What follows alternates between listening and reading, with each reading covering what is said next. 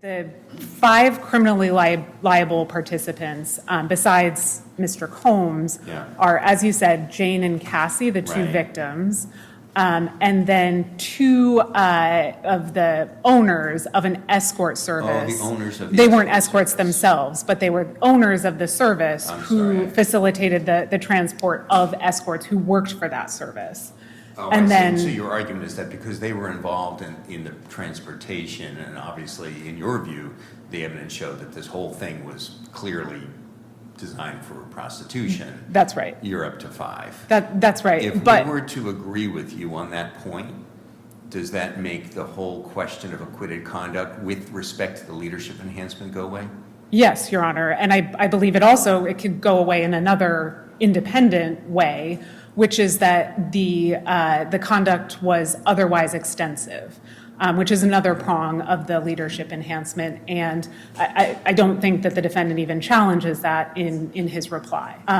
So the leadership enhancement is met in both of those ways.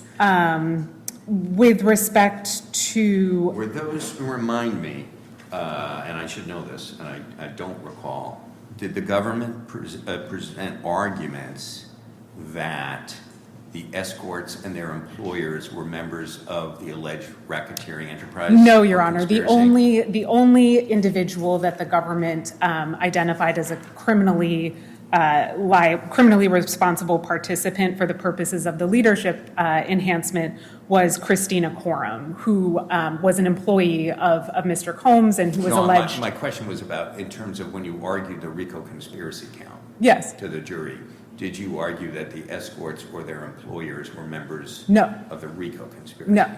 So I take it your argument would be that to the extent the district judge could permissibly consider the escorts and their employers, there would have been no overlap at all with acquitted conduct. Exactly. That would be your argument. Exactly, Your Honor. And then can you remind us who the judge said, I know I have this here, who the judge said were participants?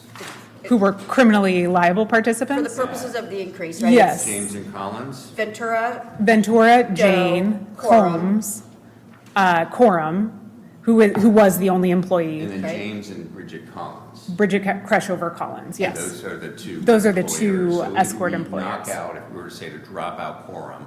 That's right. You still have 5 in your view, participants. You're still left with 5. That's right. And that's, And that meets the enhancement. That's and right. then he also said the services of numerous outsiders that were peculiar and necessary to defense. That's right.